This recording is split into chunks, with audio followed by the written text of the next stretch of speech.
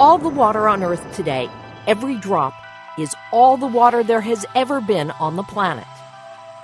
Fresh water is actually millions of years old, the same water flowing in a continuous loop, falling as rain and snow from clouds to the Earth's surface, running in rivers, pooling in ponds, flowing from faucets, irrigating crops, traveling through plants, generating power, eventually evaporating into the air and condensing into clouds again.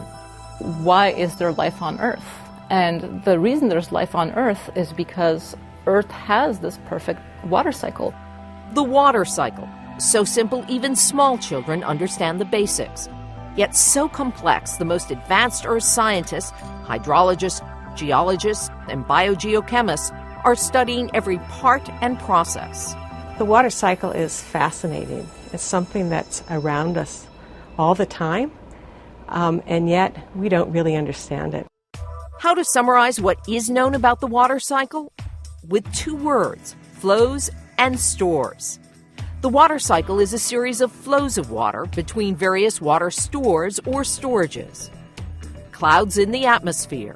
There's always a little bit of water in the atmosphere. We talk about relative humidity. It's a humid day, it's a dry day. Either way, there's water, sometimes a little, sometimes a lot. There's a lot of water in the ocean, 70% of all the water on Earth. In the ice sheets and glaciers, 2/3 of all the fresh water on Earth. In the snowpacks atop mountains like the Sierra Nevada. In the Great Lakes. In rivers and streams.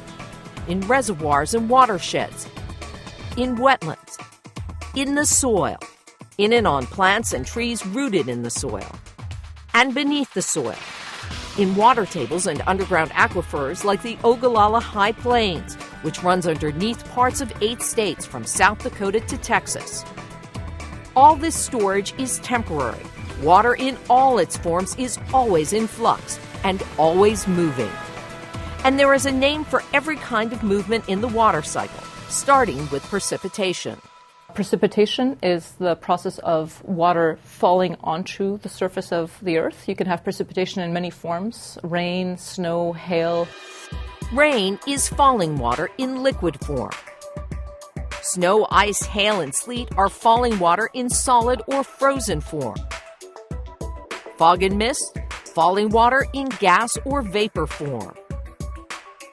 Precipitation that falls directly onto the oceans becomes part of surface ocean and can be churned by wave and wind action into ocean currents. Rain and snow that falls directly on rivers and streams becomes one part of stream flow. Rain that falls onto land takes a different path to the river, as does the snow and ice that falls and collects on mountaintops when temperatures warm. When snow melts, some of it runs through the snowpack and goes into small streams, tributaries that feed into large rivers. What about that precipitation that falls on and over land? Some is intercepted by vegetation, plants, and trees. Like you might imagine someone in the game of football intercepting a pass. These are raindrops trying to come to the ground, and the leaves on the tree intercept them before they hit the ground. And the precipitation that does hit the ground, it can run off if the ground is hardscaped, covered with asphalt or concrete, or if the soil is too wet or saturated to absorb more water, like an over-soaked sponge. Otherwise, precipitation infiltrates the soil surface, percolates into the ground. Think of it as the water percolating through your coffee grounds in the morning. Gravity continues to pull it downward so it will move through. Through the topsoil, into spaces between soil and rock particles, down to bedrock and further into fractures, into deep underground aquifers. Even groundwater here is moving sideways or laterally, discharging toward a river, lake, or the sea. Generally, the deeper the flow, the slower the flow. Some of that fractured water might take a very long time, thousands to millions of years to get out. And how does water get back out into the atmosphere? It evaporates, is turned from a liquid into a gas or vapor by the heat of the sun. If you put a bit of water into a bowl and you set it outside on a sunny day, it's going to disappear. It's still water, it's just in the form of a gas rather than the form of a liquid. Water evaporates from every wet surface, even from wet air. Some rain and snow evaporates into the air while falling. Water evaporates through our respiration and perspiration, and from plants through transpiration. Trans means through or across. Plant roots draw up groundwater. And plants pull that water up through their stems into their leaves and then release it back out through evapotranspiration.